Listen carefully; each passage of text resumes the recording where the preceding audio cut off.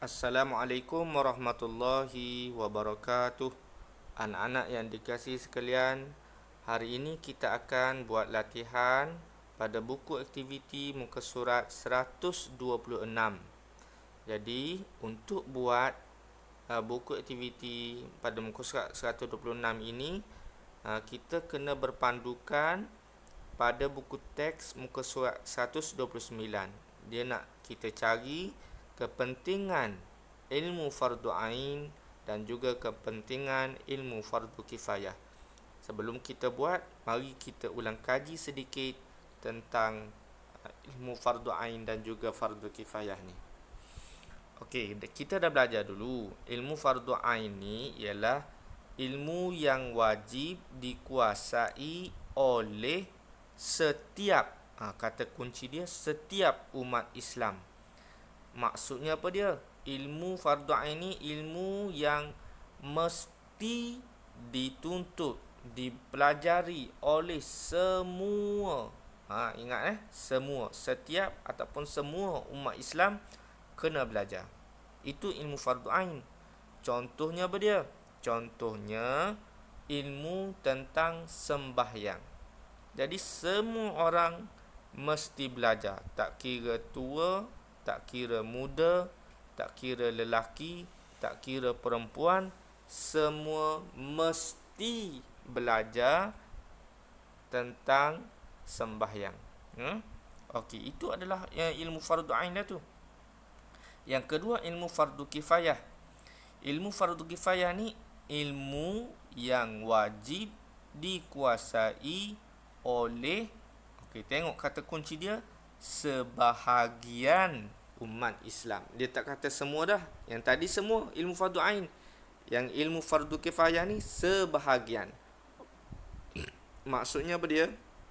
Maksudnya, kalau dah ada sebahagian dah belajar ilmu tu, orang lain terlepas daripada dosa, tidak wajib lagi. Contohnya solat jenazah. Ini yang dia bagi. Jadi ustaz ambil contoh lain. Contoh ilmu fardu kifayah ni ialah ilmu kedoktoran.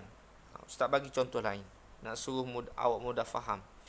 Ilmu tentang nak jadi doktor, itu sebahagian mesti ada belajar. Kalau dah ada orang belajar, jadi kita tidak berdosa lah.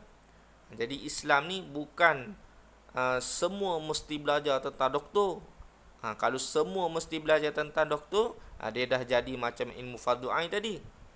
Sekarang ni ilmu fardu kifayah. Ilmu tentang nak jadi doktor ni ialah ilmu fardu kifayah. Maksudnya kalau dah ada orang belajar, sebahagian orang dah belajar, kita tidak mengapa kalau tidak belajar lagi. Ilmu tentang perniagaan. Mesti ada sebahagian orang belajar tentang perniagaan. Bukan semua kena belajar, tapi sebahagian. Okey.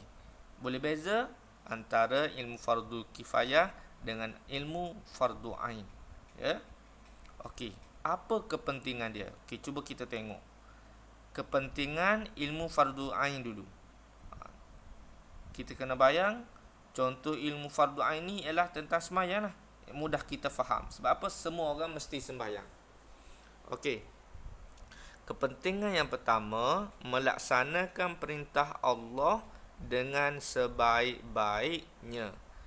Jadi apabila kita belajar ilmu tentang sembahyang ni, jadi apabila kita nak melaksanakan perintah Allah, contohnya nak sembahyang tadi, kita akan laksanakan dengan sebaik-baiknya. Sebab apa? Kita dah belajar yang mana membatalkan solat, yang mana yang jadi makruh, yang mana yang sunat. Ianya akan menjadikan kita melaksanakan perintah Allah dengan sebaik-baiknya. Yang kedua, membentuk peribadi yang sempurna. Apabila kita belajar tentang sembahyang, belajar tentang puasa, kita pun sembahyang, kita pun puasa, akhirnya dia dapat membentuk peribadi kita yang sempurna. Yang ketiga, menegakkan syiar Islam. Jadi ilmu fardu ain itu ialah tentang syiar Islam lah. Sembahyang, puasa, zakat, haji, itu semua adalah di antara syiar-syiar Islam. Yang keempat, hidup bahagia dan sejahtera. Apabila kita buat apa yang Allah suruh, ya, fardu ain ni ialah kita belajar tentang ilmu tentang macam mana nak buat sesuatu yang Allah suruh, ya. Tentang sembahyang puasa tadi. Jadi hidup akan jadi bahagia dan sejahtera. Okey, kita tengok pula kepada kepentingan ilmu fardu kifayah. Jadi sebelum kita tengok kepentingan dia, kita cuba bayang ilmu fardu kifayah ni sebagaimana contoh yang ustaz bagi tadi ialah contohnya ilmu tentang nak jadi doktor, ya. Cuba kita bayang satu je dulu. Kepentingan dia apa dia? Yang pertama, mewujudkan masyarakat yang bekerja sama. Sebahagian umat Islam belajar tentang doktor. Sebahagian umat Islam belajar tentang pertanian. Sebahagian umat Islam belajar tentang perniagaan. Jadi masing-masing bekerja sama. Orang doktor, walaupun dia belajar tentang doktor, apabila dia nak makan, dia akan bekerja sama dengan orang yang belajar pertanian, orang yang bercucuk tanam. Orang yang bercucuk tanam ni apabila dia sakit, dia akan pergi jumpa doktor. Jadi inilah mewujudkan masyarakat yang bekerja sama. Yang kedua, melahirkan tenaga pakar dalam pelbagai bidang. Jadi Islam ni dia bukan suruh semua belajar agama semua, tak.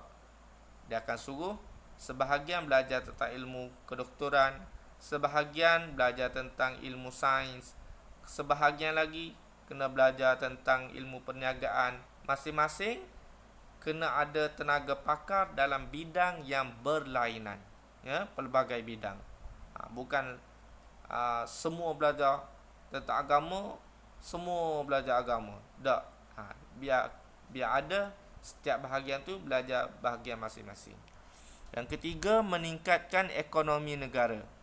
Apabila ada pelbagai tenaga pakar, jadi ekonomi negara pun akan meningkat. Yang keempat, umat Islam bertambah maju. Okey, apabila semua ada kemahiran dalam bidang masing-masing, umat Islam ni akan bertambah maju, ya.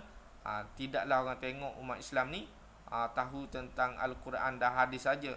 Rupa-rupanya orang Islam ni tahu juga tentang sains. Rupa-rupanya orang Islam ni tahu juga tentang pertanian. Supaya umat Islam bertambah maju. Okey, baru kita lihat pada latihan ni, ya. Okey, tengok. Yang pertama, dia bagi dah jawapan. Tengok tu, umat Islam bertambah maju. Baru kita baca tadi, kita tengok yang kita baca tadi, umat Islam bertambah maju ni duduk di bawah kepentingan ilmu fardu kifayah. Jadi awak ambil umat Islam bertambah maju ni, letak dekat kepentingan ilmu fardu kifayah. Okey, tengok yang kedua, hidup bahagia dan sejahtera. Agak-agaknya tentang kepentingan ilmu fardu ain ke ilmu fardu kifayah ni. Hidup bahagia dan sejahtera ialah tentang kepentingan ilmu fardu ain. Cuba kita tengok buku teks, betul ke salah? Ni ada ya. Okey. Yang nombor 4 tu, hidup bahagia dan sejahtera. Betul. Jadi kita ambil yang hidup bahagia dan sejahtera ni, letak dekat bawah kepentingan ilmu fardu ain. Begitulah seterusnya. Awak tengok di sini, dan ambil, tengok berdasarkan pada buku teks muka surat 129. Jadi ustaz harap awak dapat siapkan tugasan ini. Sekian saja dulu pengajaran ustaz kali ini. Sekian. Assalamualaikum warahmatullahi wabarakatuh.